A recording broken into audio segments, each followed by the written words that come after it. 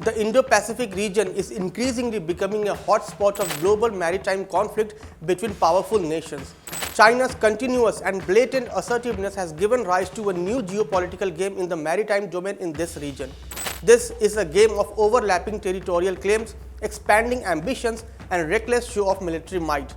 As a consequence, the long-standing security architecture of Indo-Pacific is changing and new dimensions are being added to the security model. In this video, we take a look at how China's growing influence and aspirations are bringing changes in the Indo-Pacific region and what are other countries doing to counter those Chinese threats here. But before that, don't forget to like, share and subscribe to One India. First, let me give you a very brief primer on the region.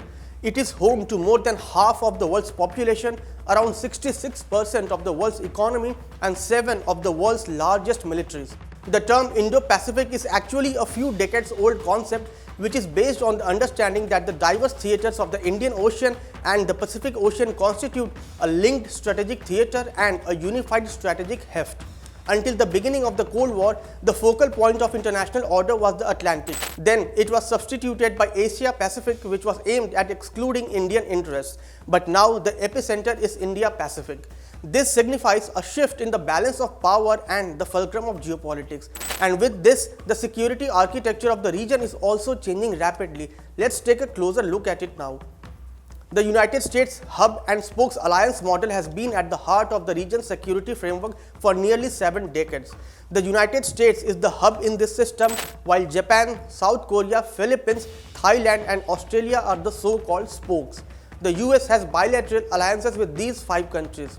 Now, with China's growing aspirations, President Xi Jinping in 2014 declared that the established US-dominated security architecture was a relic of the Cold War.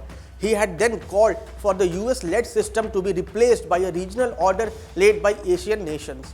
China itself has so far avoided entering into any military alliances with the historic exception of its relationship with North Korea.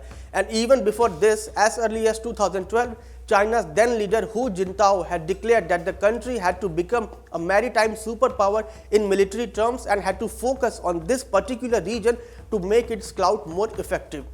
In reality, this hub and spokes model has failed to carve out a collective defense or security system in the region, unlike the case with NATO in the Atlantic. Other than these security networks centered around the US and China, there are other partnerships in Asia designed to ensure security and stability. For instance, the ASEAN or the East Asia Summit. These are primarily intended to build confidence but are dismissed by critics as being not very effective. Then there is the Quad grouping. The Quad was born from the vision of the Indo-Pacific as a single strategic space where activities in one area would inevitably affect activities in the other. There were 2 underlying motivations behind this grouping and vision. The first was that the United States, Australia, India and Japan have a vested interest in upholding the rules and norms of the current order, and they have to promote connectivity, economic development and security within existing rules and standards. The second was that all 4 Quad members believe that China's rise and the reach of its Belt and Road Initiative posed a threat to them and the region. This group has certainly lent some semblance to the upending security framework in the region. In response to the challenge posed by China's rise and growing geopolitical uncertainty, even European nations have come up with their own strategies for the region, like Germany's policy guidelines for the Indo-Pacific and the European Union's strategy for Indo-Pacific cooperation.